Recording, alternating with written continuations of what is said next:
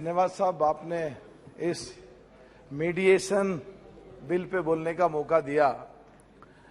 Corona महामारी के पहले बहुत बड़ी संख्या में केस पेंडिंग्स थे अदालतों में, और कोरोना के बाद वो इतनी संख्या में बढ़े हैं कि जो डिस्ट्रिक्ट कोर्ट हैं 3 स्टेजेस पे, उनमें करोड़ों केस पेंडिंग हैं, और ऑनरेबल हाई कोर्ट और सुप्रीम कोर्ट में भी लाखों केस पेंडिंग हैं। तो ये बहुत जरूरी था मीडिएशन का बिल लाना। मीडिएशन व्यवहारिकता में पहले भी था, और जो कोर्ट में केस आता था हियरिंग पे, उसे मीडिएशन के लिए भेज देते थे, और मीडिएशन के बाद उसकी रिपोर्ट बन के कोर्ट में आती थी। पर उसमें पहले बाध्यता नहीं थी। अगर 2-4 महीने का प्रोसेस को कंप्लीट होने के बाद अगर वो कोई हटना चाहे तो फिर बैक टू स्क्वायर वन पे आके खड़े हो जाते थे। और इस बिल के बाद अगर कोई कोर्ट में रिपोर्ट जाती है और 6-7 साल कोर्ट की प्रोसीडिंग्स चलने के बाद जिस जगह पहुंचती हैं और मीडिएशन के एग्रीमेंट साइन होने के बाद सीधा केस वहां पहुंच जाएगा, और इससे एक बहुत बड़ी राहत मिलेगी कोर्ट केस को जो पेंडेंसी है करोड़ों की संख्या में, उसको कम करने के लिए। तो ये एक बहुत बढ़िया बात है। और इसमें जो कॉम्पिटेंट अथॉरिटीज डिप्यूट होंगी मीडिएशन को करने के लिए, उसमें थोड़ा सा ध्यान रखा जाए कि हमारे देश के पूरे सिस्टम में वो तेजी से आगे बढ़े। और एक चीज का और ध्यान रखा जाए, जो पूरे इंटरनेशनल लेवल पे मीडिएशन को इस तरह तराशें, मंत्री जी इसका देखें और क्या कर सकते हैं, ताकि जिस तरह आज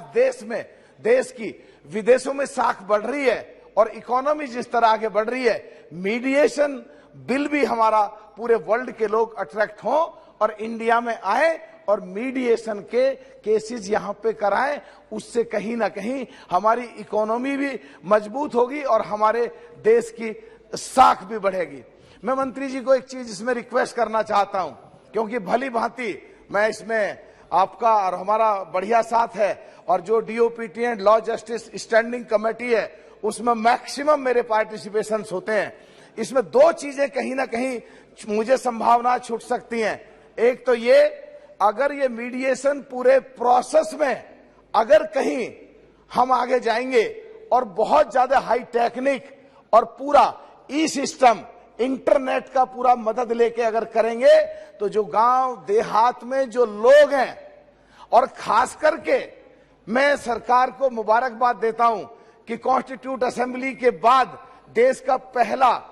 कानून मंत्री जिस समाज से लिया, आज इस सरकार ने उसी लॉ मिनिस्टर को उसी समाज से लेके आए हैं। तो आपके समाज के लोग और पिछड़े हमारे समाज के लोग जहां रहते हैं वहां पे इंटरनेट नहीं है, और कहीं ना कहीं वो महरूम ना रह जाएं इस सरकार की सुविधा से। तो इसकी तरफ विशेष ध्यान देना चाहिए। और दूसरा,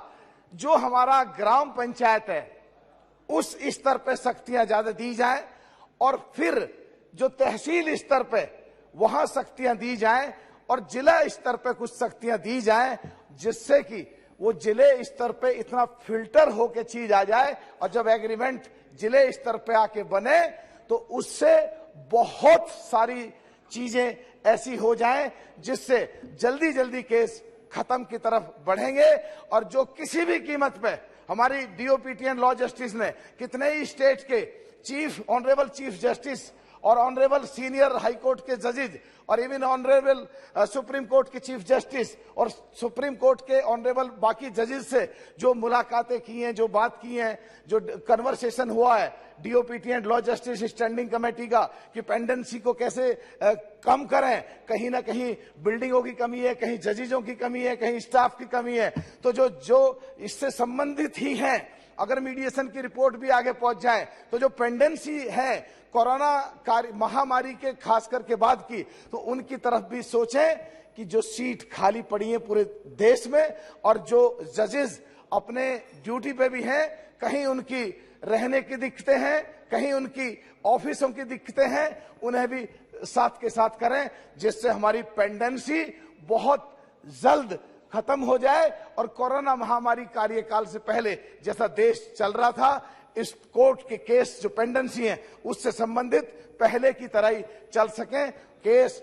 जल्दी जल्दी खत्म हो जाए और जो लोग लड़ाई झगड़ों में कोर्ट में फंसे हुए थे इस मीडिएशन के बहाने से, वो बहुत लोग जल्दी निकल करके अपने काम पे लगेंगे, अपने बिजनेस में तरक्की करेंगे, अपने जिले में तरक्की करेंगे, प्रदेश में तरक्की करेंगे, देश में तरक्की करेंगे। इससे देश भी तरक्की करेगा और देश तरक्की करेगा तो वर्ल्ड में एक देश का मुकाम बनेगा और $5 ट्रिलियन की इकोनॉमी की तरफ हम बढ़ सकते हैं। बहुत बहुत धन्यवाद सर। श्री वीरेंद्र सिंह जी।